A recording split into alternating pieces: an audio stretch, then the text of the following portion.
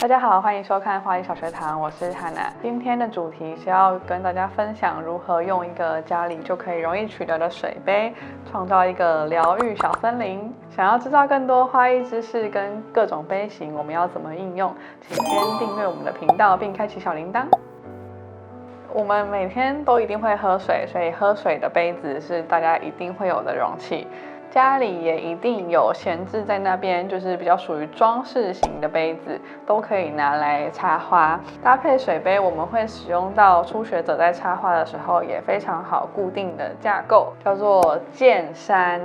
使用到的花材有千鸟草、春兰花，再搭配一点点，看你家里有没有额外种的一些植栽叶子。我们今天会使用到的这个剑山是目前通用的剑山里面最小的一个原型，它是玩8，数字越大就是越小，然后玩1是最大的。剑山就是这样子，有很多个针规则的排列在上面，然后它们都是金属的材质，所以重量很重，那可以用来固定插花。那它的材质上也有分成，像这种金色的是铜的材质，然后银色的是不锈钢的。不锈钢的硬度会比铜的还要硬，就是更坚固。那价钱也会比铜的还要高，所以我们可以依照自己的需求，去选择你要买铜的或者是不锈钢的。那像我们今天这样子的小作品，我会觉得就是因为我们也不会插太多或者是太高太重的话，那就是选铜的就可以了。要怎么判断家里有的水杯是不是一个适合的花器呢？我们可以从杯口、然后杯身跟杯底的大小来判断。所以你的杯底必须大过于这个玩8的直径，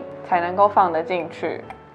也可以观察一下杯底是不是平整的，像如果有一些不平整，就是可能有凹进去或凸出来，或者是杯子本身比较轻，然后因为我们使用的剑山也比较小的，怕不稳固的，我们都可以使用花艺用的粘土，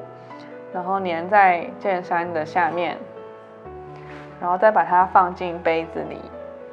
那这个要在杯子干、剑山也是干的时候粘好之后，这个花艺用的粘土我们可以直接加水进去，它也不会掉，它就可以就是很稳这样。等它掉下来我就会被刺伤。满清10大酷刑，是不是很神奇？它不会掉下来。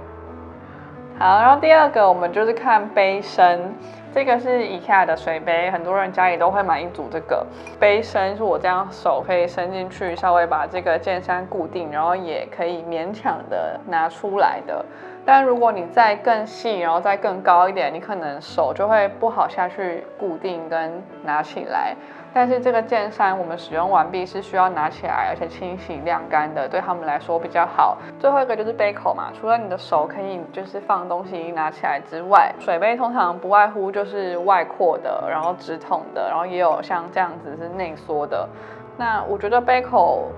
就是你能够放进去之外，它们要有足够的空间做伸展跟让你发挥。如果它是内缩到很小很小，几乎只能容纳一枝花的那一种很窄的瓶口的话，那我们就不适合用来做剑山。你可能就是买一枝花直接平头进去就可以了。以上3点，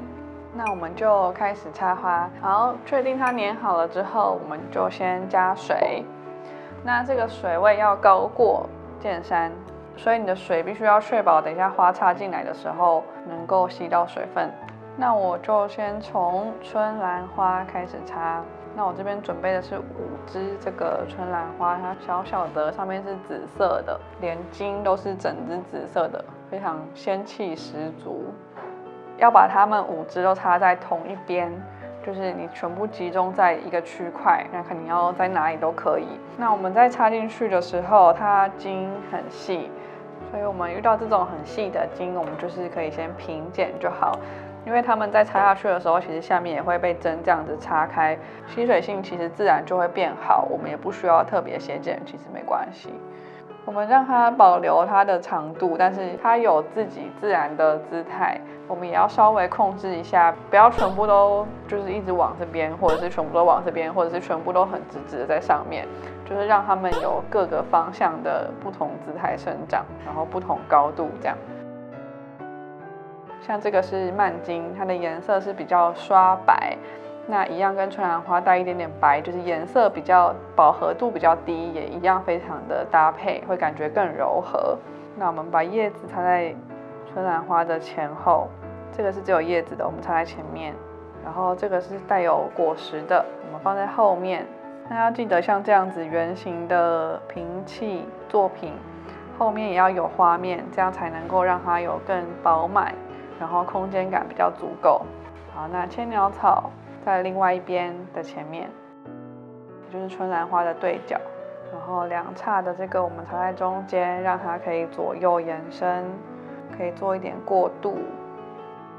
这样它就会左边右边也都有这个小侧芽，然后高的这支我们就一样放在后面，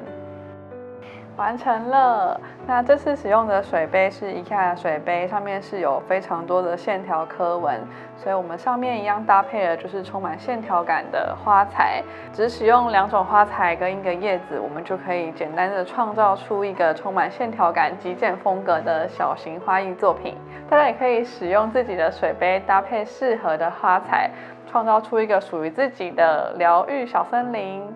至于大家最想知道的后续保养问题，我们一律是建议每天都要全部拿起来重新的修剪、换水，然后重新擦作。使用相同的花材，每天修剪之后变成不同的长度，甚至可以使用不同的花器，营造出不同氛围的花艺作品。喜欢今天的主题，请帮我按赞、订阅、分享。那花艺小学堂就下次见喽，拜拜。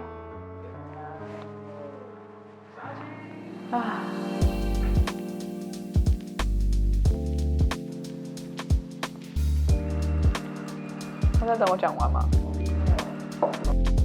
那我可以使用家里一定很好取得容器，但是我们现在要把它拿来插花，那你就没有杯子可以喝水啦。但是如果你家里没有一个容器，但是你有一个喝水的小杯，那你装了，那你是不是插完花你就不能喝水了呢？还是有别的水啊？如果有多余的。